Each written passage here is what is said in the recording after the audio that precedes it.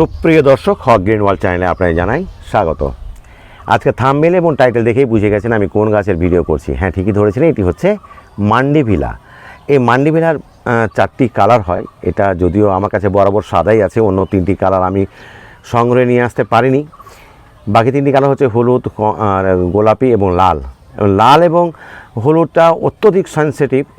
এই প্রজাতির মান্ডিভিলার যে কোনো গাছই সেন্সিটিভ খুবই, মানে একটু অভিজ্ঞতা না থাকলে এই গাছের চারা কিনে নিয়ে এসে ফুল ফোটাতে পারবেন বলে আমার একটু সন্দেহ আছে। তাই প্রাথমিক একটা ধারণা থাকা দরকার এই গাছ সম্পর্কে। ইতিপূর্বে আমি এর ভিডিও করেছি, যারা দেখেছেন তারা তো জানেন, আর যারা দেখেননি তো আমার চ্যানেলটিকে সাবস্ক্রাইব করে অবশ্যই দেখে নেওয়ার চেষ্টা করবেন, তারপরে এই মান্ডিভিলা গাছটা কালেকশন করবেন।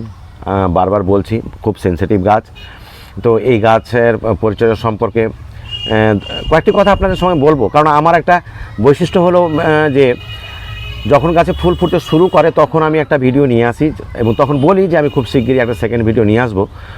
তো সেই কথা মতোই আমি যখন আবার গাছে বেশ কিছু ফুল ফোটে তখন আবার সেকেন্ড ভিডিও নিয়ে আসি। অনেকে হয়তো ভাবে যে হয়তো কথার কথা বলছি, পরবর্তীতে ভিডিও নিয়ে আসবো না, ব্যাপারটা তা নয়। দেখতেই পাচ্ছেন গাছে বেশ কিছু ফুল ফুটছে, ফোটার জন্য রেডি হয়ে আছে। আজকেও গাছে 4-5টি ফুল আছে। হ্যাঁ, তো যাই হোক, দিন 15 আগে কি আমি ঠিক বলতে পারছি না, 1 মাসের কম সময়ে আমি একটা নিয়ে এসেছিলাম, তারপরে মাঝখানে বেশ কিছু ফুল ফুটলো। তো ঠিক এই মুহূর্তে আপনি কি করবেন এই গাছের সম্পর্কে, এর পরিচর্যাটা কীরকমভাবে নেবেন সেটাই আপনাদের সঙ্গে আমি শেয়ার করব।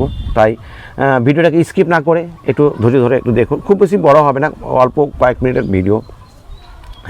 আগেই বলেছি এই গাছ খুব সেন্সিটিভ, কারণ হচ্ছে এই গাছের জলের একটু কম বেশি হলেই গাছটা মৃত্যুর দিকে এগিয়ে যায়। তো আপনাকে খুব জলটা দিতে হবে সবচেয়ে সচেতনভাবে। গাছ অবশ্যই রোদে রাখতে হবে, তবে বৃষ্টির জল যাতে না জমে যায় এই টপটা করতে হবে ওয়েল ড্রেনেজ, যাতে জল মিনিট 5-এর মধ্যেই অতিরিক্ত জলে বেরিয়ে যায়। এটা যদি করতে না পারেন তাহলে বাইরে রাখা আপনার পক্ষে বিপজ্জনক হয়ে যাবে, কারণ এই জমা জল একেবারে সহ্য করতে পারে না। আমরা হামেশাই অনেক গাছের ক্ষেত্রেই বলি এই ওয়েল ড্রেনেজ ব্যবস্থা রাখবেন, কিন্তু সে যে কোনো গাছের ক্ষেত্রেই জমা জল খুব বেশি পছন্দ করে না, কিন্তু এই গাছটি একেবারেই জমা জল পছন্দ করে না, এইটা কিন্তু মাথায় রাখবেন। তো যাই হোক বন্ধুরা, দেখতে এই গাছটিকে আমার আরও একটু বড় করতে হবে, কারণ এই যে একদম ডগাতে প্রচুর আমার প্রত্যেকটা ডগার শেষের দিকে কিন্তু কুড়ি রয়েছে।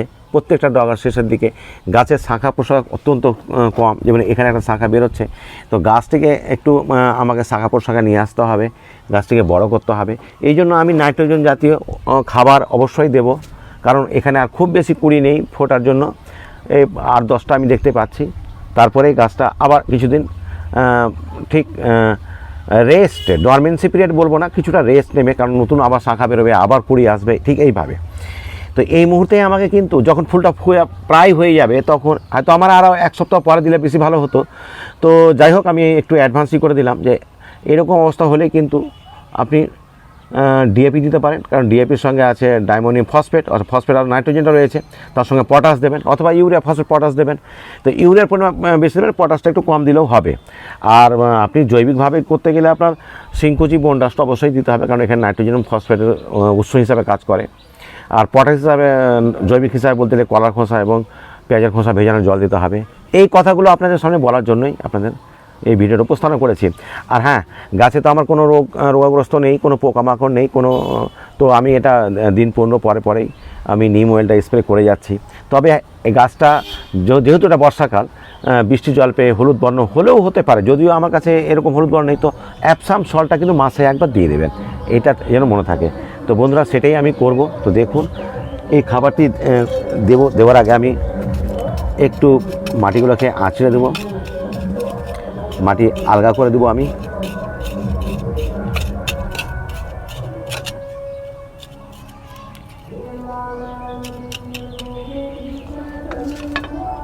তো মাটিগুলোকে আমি আলগা করে দিলাম। এবার খাবারটা দেখে নিন কতটা দেবেন কি।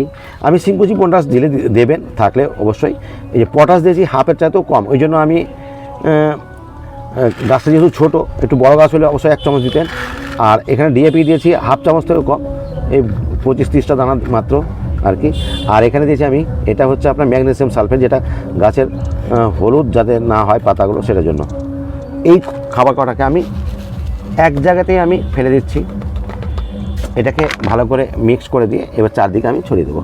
এই যে চারদিকে ছড়িয়ে দেবো। গাছে জল আমি সকালে দিয়েছি, দেখতেই পাচ্ছেন গাছে মাটি ভেজা ভেজা আছে এই যে। তো খুব বেশি জল লাগবে না, জাস্ট একটু খাবার দিলাম বলে একটু জলটাকে একটু হালকা করে একটু জলটা, যাতে এই যে কেমিক্যাল ফার্টিলাইজার দিলাম, এই কেমিক্যাল ফার্টিলাইজার গাছে অ্যাবজর্ব করতে পারে, কারণ দুদিন বৃষ্টি নাও হতে পারে, এই বৃষ্টি তো কোনো নিশ্চয়তা নেই, কাজে অল্প একটু জল বাস এইটুকুই দিয়ে দিলাম। গাছ অবশ্যই বরাবর রোদ রাখবেন, এইভাবে করে থাকুন। কোনো অসুবিধা হলে অবশ্যই কমেন্ট বক্সে কমেন্ট করবেন। আশা করি আপনাদের ভালো লাগবে। পরপর আমি দিয়ে যাব নিয়মিত এই গাছগুলো সম্পর্কে। তো বন্ধুরা, আজ এতটুকুই। ভালো থাকুন, সুস্থ থাকুন। কথা হবে আবার পরবর্তী ভিডিওতে। ধন্যবাদ।